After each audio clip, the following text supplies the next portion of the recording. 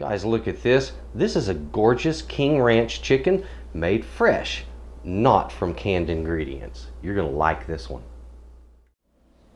Well, howdy folks. Welcome to Texas Cooking Today. I'm S.A.Trotter, your host. Today we're going to be preparing some wonderful, delicious food. And what you're watching here, this is one of my tutorials. So if you're looking for all of the answers and all of the details about this recipe, you found the right video. If you just need the recipe, watch the previous episode. That's what that is. And thank you very much for watching. Now, let's get into this.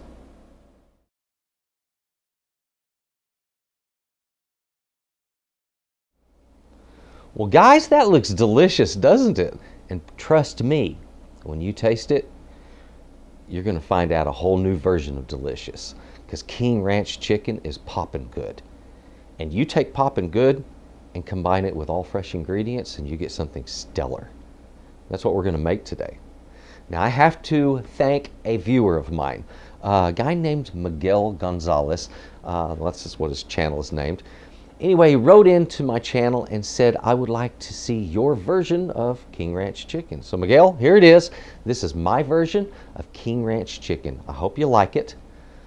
And understand this, there are no canned ingredients in this. This is all fresh stuff. It's a little more drawn out than the canned version, but it's going to be worth your time to try to make this. So give it a shot.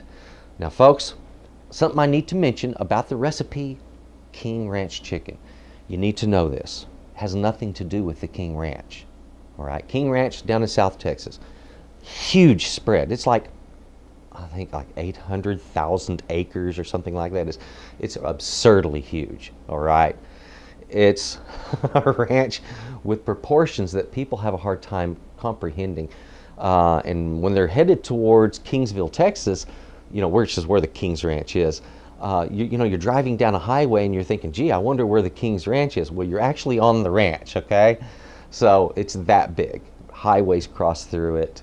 There are cities in the King Ranch, okay? So it's big. Needless to say, though, it has nothing to do with King Ranch chicken. And if you go there, they're going to tell you, hey, we have nothing to do with that recipe. So anyway, this recipe cropped up probably in the 50s, 60s as a promotion for canned soup companies. And a lot of that was driven by ads in women's magazines asking for you know, recipes as they would do these competitions. They would then get good recipes and find the winner and market that sucker, which would then, of course, sell loads and loads of their product. So it was sort of a win-win situation. And that happened a lot in the United States back then. So anyway, we have this wonderful tasting recipe that comes down from, I don't know who started it. And hopefully someday we'll all find out, because that person deserves credit. But regardless, it's a delicious dish, and I'm going to teach you my version of this fantastic tasting wonder.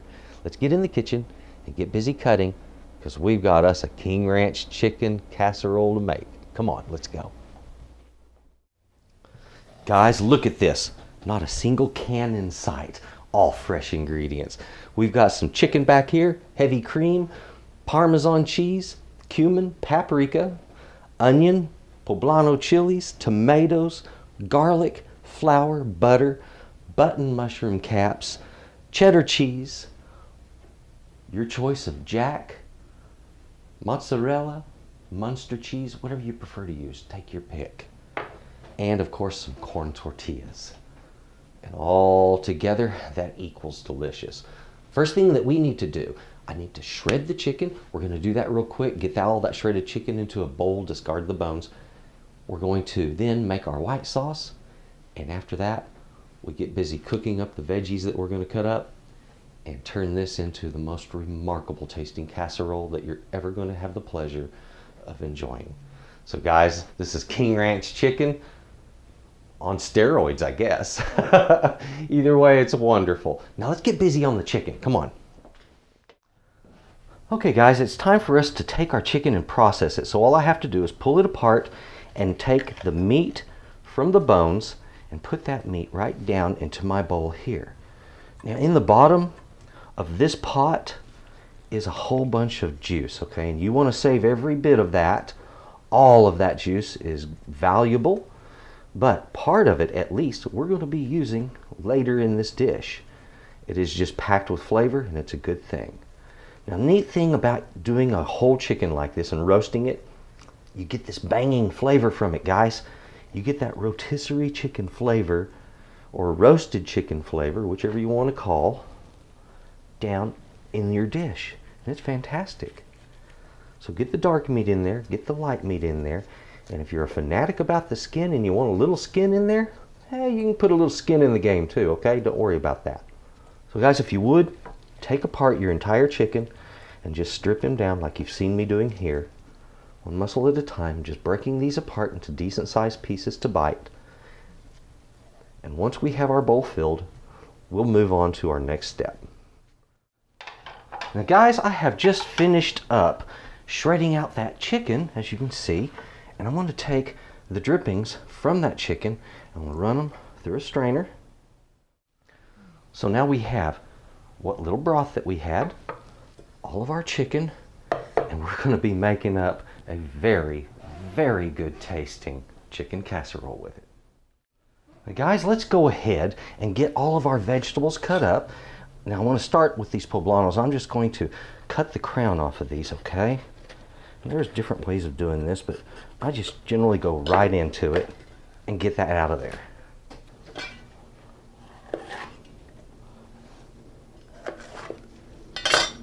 Now what little seeds I have left in here, guys, I'm just going to pull out and discard, okay?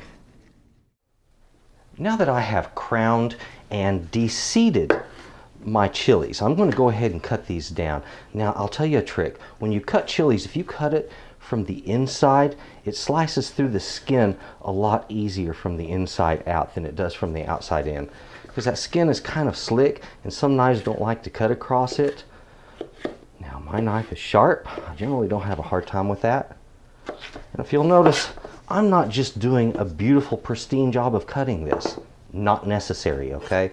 You just need those things cut up kind of coarse. All right, very easy to do. Always pinch the knife in front of the handle there so you get better roll control on the blade. It won't roll on you. Keep those fingers turned under so you don't cut them, okay? Now on that onion, again, we just want to do not a real fine dice, but a good coarse dice on this. So let me show you something. Cut that stem end off first so it doesn't weep out all of its juices on you. It's a lot easier to work with an onion when it has a flat spot to sit on. Go ahead and cut the outer papers off of it, and that way it's ready to be cut down. You've still got the root end intact. If you cut this early, it's going to push a lot of juice out from that end. It's going to give you more sulfuric fume, and you're more likely to cry. Leave it intact so that doesn't happen. When it comes time to dicing, all you have to do is split it in half, like so. Now I'm going to run my knife up and through this on a cross cut. Let me turn that around. That way I'm cutting away from myself. Okay, isn't that beautiful? Otherwise, if you come this way, it's called, if you're cutting this way, they call that the suicide cut. If you're left-handed and you cut this way or this way, that's suicide cut because it can come back on you. But if you're right-handed and you're cutting like this, that's away from you. Left-handed like this, okay? So remember that one little rule. Very good for your safety. Now after I have made that cross cut through there, as you've seen, I want to make some down cuts on this, okay? They don't have to be real close together because remember, these are going to be large dice. But whenever you're dealing with something that's three-dimensional, you have to cut on 3 axes in order to get square pieces from it, okay? So here I go. We're going to make about 1/2 inch wide cuts. There we go.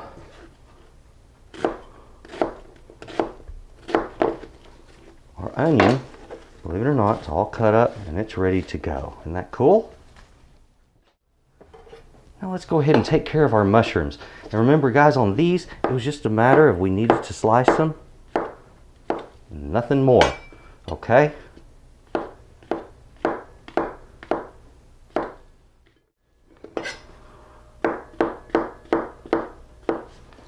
Alright guys, that is about 1.5 cups total of sliced mushrooms. Looky there. That was too easy, wasn't it? Our tomatoes, we just need to cut these things in half, remove the pulp in the centers, and then again, like we did with our other veggies, dice them out. There. Guys, to get the center out of these, you don't have to do anything fancy. You can use a spoon and scoop it out. That's one way. You can just use your fingers and kind of pinch down in there and push all of that pulp right out, okay?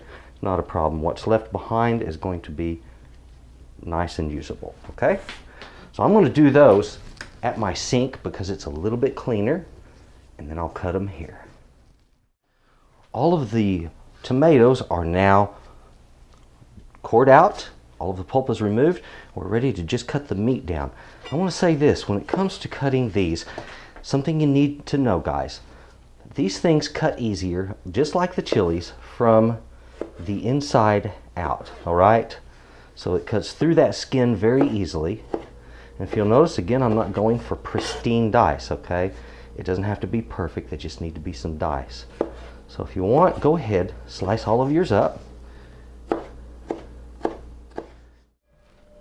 we've got those all cut up. Let's get them into a bowl. Now the last thing is our garlic. So let's go ahead and just break into that bowl. We need, as I mentioned, about 4 cloves of garlic. Let me show you something. When it comes to getting the paper off of this, just give it a twist lightly. Not hard enough to break the meat underneath, just hard enough to do that right there. It breaks the paper loose from the meat. Isn't that cool? So, now guys, I want to show you a technique for mincing garlic. And this technique works really well, and it's one that just has to be practiced before you can get good at it. But with a little practice, you will get good quickly, as long as you focus. The first thing we do, as you've seen, is I remove that scab and I crush each one of my cloves.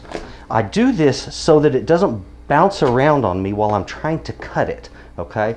It gets the garlic kind of in a controllable way. So the first thing I want to do is just kind of cross cut. Now what I'm going to do, this method of mincing involves taking that blade, which has to be offset from the handle, and just rocking it like this. You do it really fast if you want. Normally I tell you to choke up on that handle. This time I'm telling you, hey, let's pull back a little bit, and we're going to put our other hand up here with that thumb turned under. Make sure it's turned under. You're going to cut it, and then we can go across this.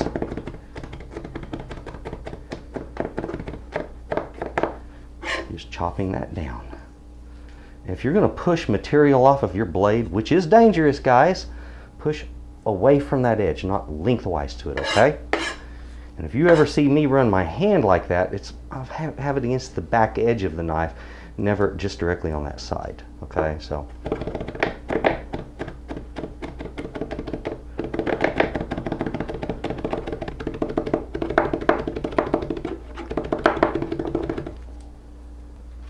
once you've got it minced, just bowl it up. Well guys, we have done all of our cutting now and everything's in bowls and ready to go. All we have to do now is start the cooking process. Always do this first, guys, because you don't want to be burning something while you're busy cutting something else. This method prevents that. In the French cooking world, what we just did is called garde-manger work, which is where they do the cutting and the prep and all the cold prep work. And then when you get it all lined out like this, the French refer to that as mise en place, which is everything in its place. Okay, so that's what we've done. We've got everything in its place so we can get started cooking this up. First thing I want to do is melt my butter. As soon as this is melted, I'm going to add flour to it. We're going to cook that down and get busy starting our white sauce for all of this. And this is going to be a cream-based white sauce that will be just banging delicious. Right now I have a medium flame underneath this. As soon as that butter's melted, we add the flour, and we're going to cook that flour until it becomes a light tan color. I tell people the best way to judge it is if it looks kind of like a peanut, you've got the right color. So I want to put my flour in here. We're going to be busy cooking that up. Now folks, if it looks like that is too thin for a roux, I do my roux this way on purpose. If you do a thick pasty roux that, you know, not like this where it's loose and foamy. If you do a thick pasty roux, when you're finished cooking it, you have to slowly add the cream, gently working it in just a little bit at a time until it slowly thins out enough that you can turn it into a sauce. That takes a lot longer. If you do it this way, where you have slightly more fat than you do flour, that way it gets foamy like this and it cooks that flour down easily. Then when you go adding your cream or milk or whatever you put in, then you can pour it in quickly, stir it quickly, and when it comes back up in temperature, then it thickens. You don't have to worry about that clumping as a result if you use this method. Now let's look at the color. You see that? See that kind of a cream color, that peanut color that we got? That's just perfect right there. Let's go ahead and get our cream in. See how I didn't waste time? And the beautiful part, this is going to thicken and it's not going to have any lumping at all. Keep that over your medium to medium high heat. Bring it up in temperature. When I start getting just a little bit of steam off of this, that's when I'm going to start adding in my cheese, and we'll make a beautiful cheese sauce with it. Now that cheese sauce is actually going to be what replaces all of the liquid that you would have found in those condensed soups. The only difference is this tastes better. Now guys, while my cream is coming up in temperature, I'm going to take these drippings, including the fat, we'll pour them right over this chicken. There we go. We'll get that stirred into the chicken real well. So that moisture that we cooked out of the chicken, guess what? We just put right back in there, all with all of that flavor intact. So what I've done is I've taken a roasted chicken and I've made it just that much better by recombining all of it in this great, wonderful, tasty way. There it is coming up. Now, when you see me pushing my whisk around like that, what I'm doing is I'm putting my hand against the back of it, pushing it around, and what happens is this outer tine will track right along the groove on the bottom of it, and anything that might be caught in that groove will get cleared out by your whisk. Nice little trick to know. Okay guys, I'm starting to get these light wisps of steam coming off of my cream. So what I want to do now is just sprinkle in my cheese, stirring it in as I go. Now I'm just going to keep stirring this until all of that cheese becomes melted and combined with this cheese sauce. And what's going to happen is this is going to melt in as the cheese sauce is coming up in temperature and thickening.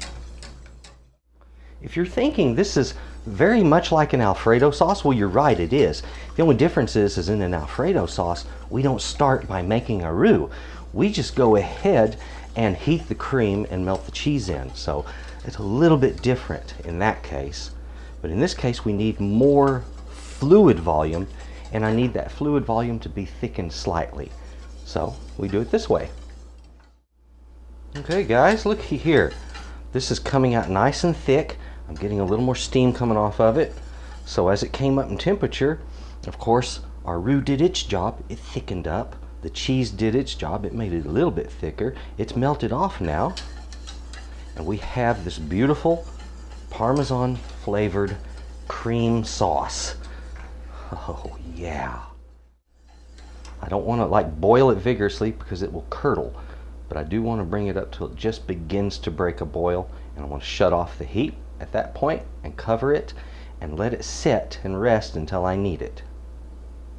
See how it's starting to break a boil? I'm getting bubbles coming up. We're there. I've turned off my heat. I give this one last stir and we let it rest.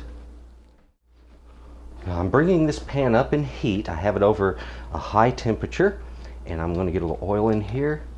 And I'm using a 4-quart wide bottom pan, and that's just so I have a little more space on the sides and I don't have to worry about things getting going over the edge as I cook it. So guys, if you would, let's just get your vegetables down in there, and you want to start cooking those onions and peppers first, okay? And this is about timing, all right? And I'm just going to cook these down until they start to sweat in a little bit and to soften some, and then I know they're going to be right at that point. So after I get that going, I'm going to cover it, reduce my heat to a medium high, and let that just sit there and cook for a bit, guys. It's not going to take too long, but I need to get a little bit of wilting in those vegetables to soften them some. Guys, this has been sweating down now for 7, maybe 8 minutes. So as you can see, we're losing some of the color on the onion, but we still have good structure to our food there, okay? So it's not turning limp on us. That's just perfect. So what I want to do now is I want to add in my tomatoes. There we go. Let's get these mushrooms in here. And I'm going to get my garlic in here now. Let's get that stirred in. I'll add a little more oil because I'll tell you what, mushrooms, they're like little absorbent sponges. So I'm going to give them some extra oil to soak up as they cook. And they will also take on some of the flavors around them. So here we have this beautiful mixture. Look at that. Right now is when we need to put in our spices. We've got our garlic is in there. So I'm going to put in a teaspoon of cumin. And that adds a dry, earthy kind of flavor to it, guys. And then we're going to add in our paprika tablespoon. There we go. And if you like to salt your dish, guys, this is the time to do that. So if you want to put any salt in there, let's go ahead and get it in. I'm going to put in about a half a teaspoon or slightly more. There we have beautiful flavors of Texas, okay, right there in a pot. These are all flavors that you would commonly see used in any Tex-Mex plate or dish. It's very common.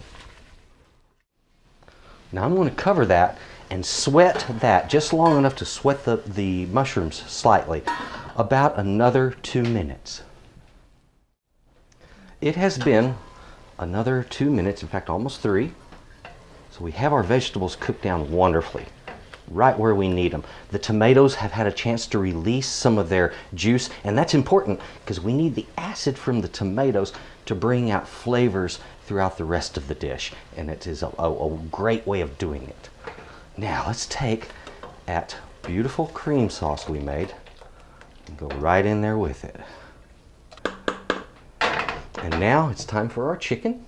Let's get that in there. The chicken that soaked up all of those chicken juices. Oh yes. Now look at that. Isn't that beautiful? A much, much better looking dish already. We haven't even got it combined yet and it already looks better. Okay, this can just stand aside for a moment while I get my dish ready to make this casserole. I'm taking the heat off of it. And the beautiful thing, guys, everything in that pot is fully cooked at this point. All we have to do is bring it back up in temperature as a casserole with its cheese, and then it's ready to serve, okay? Pretty neat, isn't it? Okay, let's go ahead and assemble this tasty little dish. First thing I want to do is put just a little bit of oil right there on my pan. Now, guys, it doesn't take much. A tablespoon is more than enough. All I'm going to do is just kind of run this up on the sides a little bit. The idea here, I want this casserole to slip out nice and easy. Doing that right there helps to assure that. Next thing we do, let's go in with some of that wonderful sauce that we made, okay? Let's just get it right into the bottom. It doesn't take a whole lot, just enough to barely kind of cover the bottom of that dish. As you saw, I used about 3 spoons. Let's go ahead and get our corn tortillas down in there. Boom. Now let's do another layer of our sauce. A little heavier this time. Don't have to be any too neat about this, okay? And I'm actually going to switch from this spoon to a ladle to speed this. So once we get all of that in, let's go in with a layer of cheese. I want to use some of my white cheese on this. And I'm going to, like I said before, we're just going to be mixing cheeses, so you can do it any way you want. Cool. Now let's go in another layer of corn tortillas. Boom, boom, boom. Okay, there. Oh yeah. Again with the cheese. Oh, more cheese. Remember, that sauce already has cheese in it. It's just chock full of that wonderful Parmesan. It's got a little of each in it. Now, you've got a choice. You can just kind of go with it there, or we can build it up one more simple little level here, which we're going to do. And this top level doesn't have really much filling in it. It's mostly just sauce that's left. And then that uses up all of those tortillas. Now, I think what I want to do on this, I want to get a little creative. Let's just go ahead and take that cheese and make a nice little row right there. A bit of a white cheese row. More of my cheddar. There we are, guys. We are close to getting this in our oven, which has been, by the way, preheating at 350 degrees. So it's nice and toasty warm in there. And I'm going to cook this open. Now remember, all we really have to do here is just bring it up in temperature, cook off, there's nothing really to cook off, we just melt off the cheese, and once it's up to a good temperature in the middle, the cheese is melted and bubbly and brown, it's done. Our King Ranch chicken is finished at that point. All right, guys, down in our oven it goes. All right, there it is, in the oven, 350 degrees.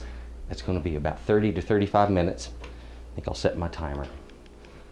Okay, guys, you might want to put a sheet pan or a piece of foil on the oven rack underneath it. Just in case it bubbles over a little bit, you won't have any burns inside of your oven, okay? Get something underneath there to protect it. You don't have to worry about it. So you will know the actual measurement on all of the ingredients that we've used. Get yourself a pad of paper and a pen, something to write with, and get ready, because this is our ingredients list right here, guys. We used 1 medium chicken, and I roasted this up beforehand. You have to have it cooked beforehand, guys. 3 cups of whole heavy cream, 1 cup of shredded Parmesan cheese, 1 teaspoon of cumin, 1 tablespoon of paprika, a medium onion. Any kind of onion you want for that will be fine. White, yellow, red, they're all good. 2 large poblanos. Yes, you can use a bell pepper for this, but frankly, guys, the poblano's much more in the direction of Texas, plus the flavor on it is way, way, way better than bell peppers. Of course, as we mentioned, we got our tomatoes here and our garlic. That's 4 cloves of garlic, 3 Roma tomatoes. I have some cheese, and that was 8 ounces of each of these types of cheese. That's sharp cheddar, and then your choice of white cheese, whatever you want to use, whether it's Monterey Jack, Pepper Jack, mozzarella, Munster, whatever, that'll work fine. Some button mushroom caps, and you're going to want enough so that when they're sliced, you have about 1.5 cups of mushrooms, 1 cup to 1.5 cups. 2 tablespoons of flour, 3 tablespoons of butter, and a package of 18 corn tortillas, guys. That's it, the whole recipe. Very easy to do, and as you've seen, it comes out great. There it is, guys. We've pulled it out of the oven. Look at that, still bubbling on the edges. The worst problem I had was just a little bit of dripping of cheese oil over the edge, and of course my sheet pan caught that, so it wasn't a big deal.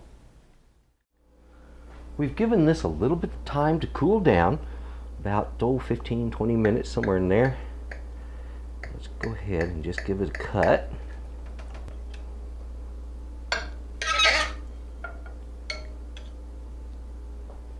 And there it is, guys, all dished up and beautiful. That's our King Ranch chicken. Oh yeah, guys, right there. That's what I'm talking about. This beautiful King Ranch chicken casserole. Oh.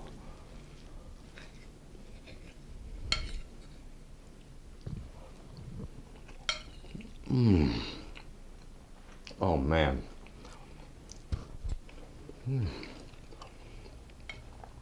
Oh wow. This is just so packed with flavor. It is so much better than the version that has canned ingredients. Guys, this is rocking good. And when you try it, I think you're going to be making it more than once. Folks, I appreciate you watching this episode of Texas Cooking Today. Thank you very much. If you would, click the like button. Please subscribe. If you have a comment, a question, or a request, go ahead and put it down below. I do take requests, and that's how this dish came about. Somebody asked for me to produce one, and that's what I did. So you got a wonderful new recipe on King Ranch Chicken Casserole. It's a wonderful day. Thank you very much again for watching. And if you would, just have a good day. Bye-bye. Oh yeah. Well, there it is, guys. Texas Cooking Today tutorial. Thank you very much for watching this show and for watching Texas Cooking Today. If you would, please go to my channel. Check out what I have there. There's some wonderful recipes and some great tutorials waiting for you to try. Again, thank you very much.